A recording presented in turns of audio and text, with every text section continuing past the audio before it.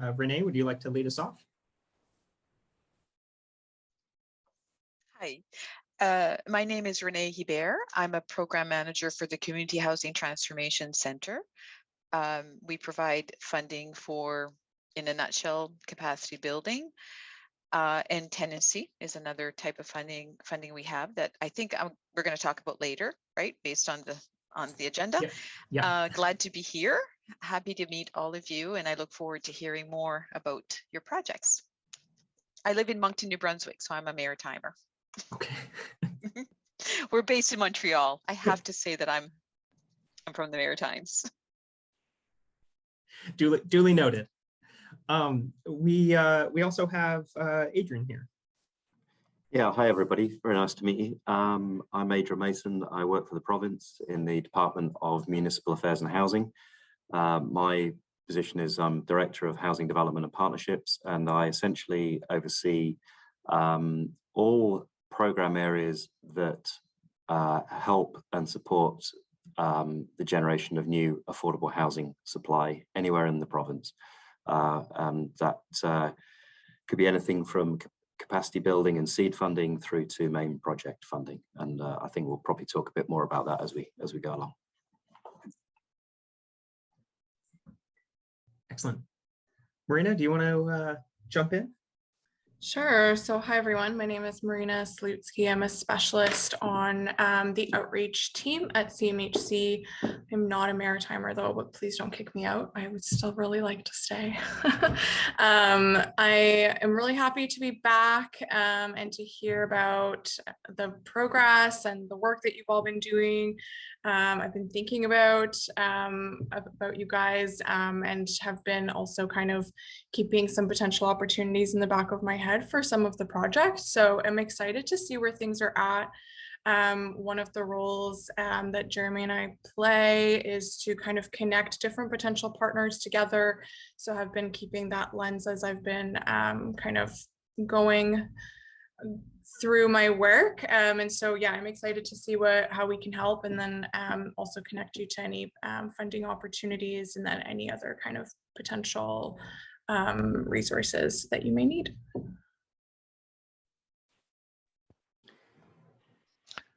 Yeah, hi, my name is Jeremy. I'm on the outreach and project development team with Marina, and I think she summed it up pretty well. So I'll just say that I'm really looking forward to hearing about these projects and looking into how we can work together moving forward. So I look forward to it. Thank you. Thank you for the invitation. Thank you for coming.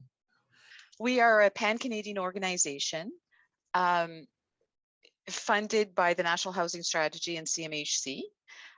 We were originally formed by a group, and actually Marina probably knows more about its beginnings than I do because she used to work for the center. But a group of nonprofit organizations across the country had submitted a proposal to the National Housing Strategy, and this is how it all started. And our purpose is well, I'll just read our mission to you. So our mission is to connect and partner with sector service and community housing providers to facilitate sector-wide transformation and to fund, support, and build organizational capacity where gaps and needs exist. So we have three funding opportunities currently. We have what we call CBTI, which is our Community-Based Tenant Initiative Fund, and we have our Sector Transformation Fund that is divided sort of in two wings. There's the local projects and there is the sectoral impact projects.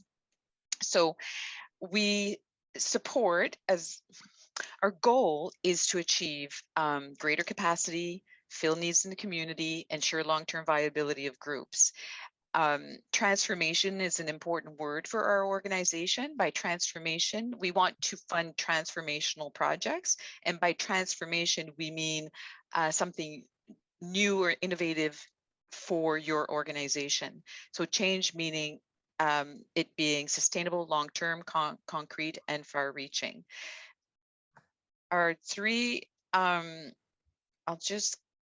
funding opportunities. I'll talk about the Sector Transformation Fund first. The intent for the Sector Transformation Fund local projects. The intent is to reinforce successful models of development, to make the tools needed to make the sector more resilient and accessible, and to improve and enhance the organizational capacity. So this project that you're working through is actually funded by the Community Housing Transformation Center. It's a very good example of what we would see as a transformational project. So the objectives of this funding source is to leverage existing funding, lead the sector to reduce its environmental footprint, encourage housing initiatives for Indigenous people, develop tools and make them more accessible, support sectoral consolidation and other partnerships, reinforce organizational capacity, enhance sector resilience, and identify and fill sectoral gaps in housing services. So if you look at the Sector Transformation Fund sectoral impact, it's the same objectives, but we're looking at a wider scope. And if you've heard of the project called the Build Together project that's happening in Nova Scotia currently, that is a very good example of a sectoral impact project. If you haven't heard of it, please let me know. I will send you the link to the website where you can check out what they've done so far, but it was an engagement process that they did. The first part was the engagement process, and now they're working on it currently. Actually, they're the next is to build the steps towards creating a provincial nonprofit housing association. So it's all the work involved in getting there. But if you want to know more, I can certainly provide more information. I can send some links to a few websites and so on. The Community-Based Tenant Initiative Fund, which I don't believe is really the objective of your project, but it's all about tenancy, supporting tenancy in advocacy and so on. We have information on our website on that one too, but the objective is to increase and promote access to information, build capacity around housing decision and responsibilities, and increase participation in housing related decisions and projects. So if you have other projects you'd like to think about related to tenancy, let me know, send me an email. We can certainly discuss that as well. May I pass it over to Adrian now? Yeah, thank you. And thanks, Renee. And so I just wanted to talk about 4 programs that we have, which I think may be relevant for this particular audience.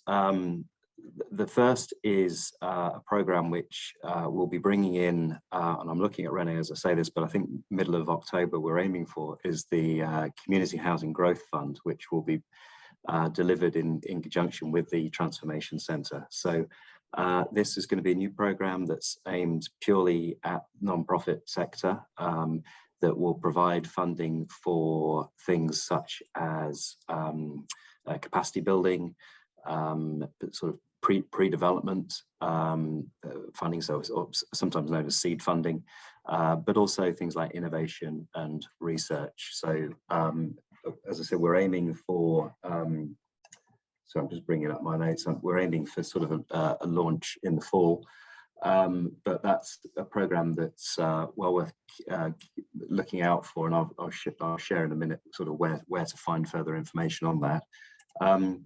The other program that I wanted to mention was it's called the Land for Housing Initiative, which you may be aware of. Now, some of you I think already have land suitable for redevelopment, but you may, going forward, you may be considering other projects. Don't want to get ahead of myself, but thinking of the bigger picture. So the province is making available parcels of land that may be suitable for housing. Now, it's been a bit of a slow start. One project has been made available on Circassian Drive in North Dartmouth, which you may be familiar with. There are 3 other parcels of land available at the moment, and I think there's 37 on the list in total, which will be coming forward over the next 12 to 18 months. So do keep an eye out. They're all across the province, but there will certainly be some in Halifax and Dartmouth. And the intention really is to try and get as many of these parcels into the hands of community housing organisations as possible, because this is about generating affordable homes. So that is a live initiative. Further details are available on our website. The other program I wanted to talk about, which is probably the one that I think is going to be of most interest, or I suspect is going to be of most interest at the moment, is the Affordable Housing Development Programme. there's always been a program to help support the construction of new affordable homes, but it was a slightly historic program that was around for about 15 years. It's just gone through a big revamp. It's been relaunched in the last couple of months. This program provides capital contributions for any affordable homes that are constructed. There's no minimum or maximum per door contribution. The contributions are directly linked to the social outcomes that may come back from those projects. So if you're a non-profit organization, it is likely that you will be hitting the sort of the higher end of the range in terms of social outcomes. You know, you're naturally offering units that are going to be affordable, probably in perpetuity. Often there's particular vulnerable populations targeted. And so the per door contributions would certainly be the sort of the higher end of what we'd expect. Historically, the per door contributions have been around $50,000 a door. Going forward, I can see that there could be up to, you know, double that potentially. So significant funding available if you are looking to create affordable homes. The application window is open. There isn't, well, I say that there is no window. It's an ongoing application process. We'll look at any project anytime. We'll work with you to help you get your proposal looking good before you submit it. We want to approve as many projects as we can. So that's the Affordable Housing Development Program. And again, I'll mention where you can find further details in a moment. And then the final program I just want to mention, which was announced only a couple of weeks ago, is called the Community Housing Acquisition Program. And this really has been designed to try and mitigate the sort of the renovictions that we continue to read about in the papers, where sort of older multi-unit buildings are being bought by private sector developers who then renovate and then double, in some cases triple the rents. We want to keep as many of those units in the community housing sector as we can. So the new program essentially is just, it's a lending program. It is just a loan, but it provides loans to non-profit groups who may not be able to go through a conventional bank, up to 95% loan to value, preferable lending rates, no fees, etc., etc. And it's there really to try and incentivize some of these non-profit groups to try and acquire some of these older buildings and keep them sort of naturally affordable, hopefully for as long as possible. So that's the four main programs I wanted to mention, and I think I've probably gone on long enough, and that's probably generated a few questions. But suffice to say, if anybody wants any specific information, please reach out to me directly. However, everything is on our website. Our website is updated sort of constantly. If you Google Housing Nova Scotia, on the front page at the top, there is a tab called Programs, which is just a drop down. If you go onto Programs and click on there, all of these programs I mentioned are on there with full program guides, proposal guidelines, etc., etc. So thank you, Adrian. Marina, did you want to jump in from there? Sure. Yeah, so I guess to start off, I know we spoke the last time I was here about some of our programs that we do have available, so our seed funding and co-investment. I think I'm really excited about the fact that Renee and Adrian were able to speak before me, because I think it actually kind of puts into perspective a bit of the flow and the journey of, you know, starting off with some of those capacity building conversations with the center, moving forward to thinking about land potentially and other capacity building initiatives and development support. And then oftentimes that's usually when we would step in with seed. That being said, I think that I just want to flag that, you know, we love to be in the loop from the very beginning of your journey. We often say, you know, call us often, call us early, let's start having those conversations ahead of time so nothing is a surprise down the road. We do have a continuum of support in place. Like Jeremy and I usually will work with groups until they have most of their kind of pieces of their application in place. They know where they want to go. They understand how they want to move their project forward. And then we actually have a team of regional specialists. So I don't know if a lot of you are familiar with Dave McCullough. So he would be the one who would take a really deep dive with you into your application and ensure the numbers make sense, make sure you have all your documentation. So there is that continuum of support in place. So I wouldn't want anyone to think that you can't reach out to us until you know exactly what it is you're going to do. We love to have those preliminary conversations, and oftentimes I have a colleague on my team that calls them like the hopes and dreams conversations. Like those are the best. So let's have those right at the beginning as well.